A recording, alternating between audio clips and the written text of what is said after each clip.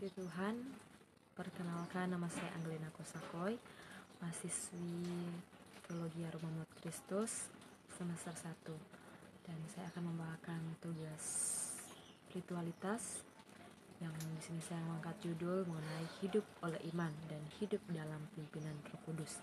Nah, sesuai dengan pemahaman saya ketahui mengenai apa itu hidup oleh iman dan hidup dalam tuntunan Roh Kudus.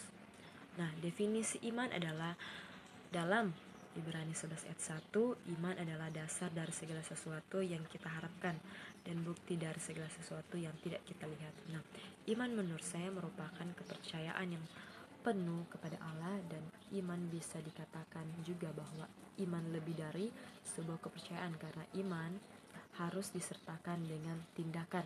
Nah, lebih dari berharap, kita bertindak dengan cara yang sesuai dengan iman, bukan karena kepatuhan kita tanpa dipikirkan, tetapi karena kasih yang penuh keyakinan dan tulus kepada Allah kita. Dalam Roma 17 ayat 1, orang benar akan hidup oleh iman. Bagaimana cara orang benar akan hidup oleh iman? Dengan iman atau kepercayaan yang kita miliki. Kita harus menyertakan iman itu dengan sebuah tindakan yang benar, karena orang benar akan hidup oleh iman dengan bertindak melalui iman. Mereka hidup dengan cara kepada Allah dan berjalan kehendak Allah dalam Yakobus 2:17. Jadi iman harus beserta dengan perbuatan. Setelah mengambil sikap bertindak melalui iman yang kita miliki, maka kita jangan lupa untuk menyertakan perbuatan. Iman, tindakan, perbuatan. Jadi, jika kita hanya percaya dan tidak bertindak dengan melakukan perbuatan, maka sia-sialah iman kita. Maka pada hakikatnya iman adalah mati.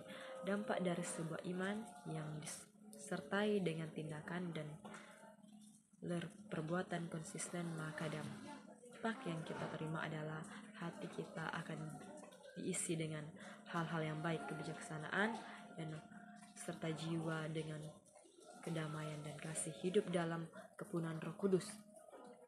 Seorang yang hidup dalam pimpinan Roh Kudus akan terus berusaha hidup benar dan kudus di hadapan Tuhan. Dalam Galatia 5:25, jikalau kita hidup oleh Roh, baiklah kita juga dipimpin oleh Roh yang ada pada manusia akan dipimpin, akan mengajarkan kita untuk hidup sesuai dengan firman Allah.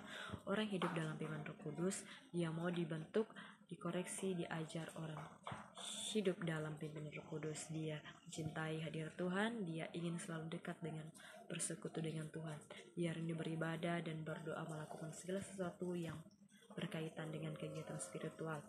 Orang yang hidup dalam pimpinan Roh Kudus akan berusaha untuk tidak menurut kehendaknya, melainkan kehendak Allah yang terjadi atas hidupnya. Dia akan berusaha untuk hidup dalam kekudusan.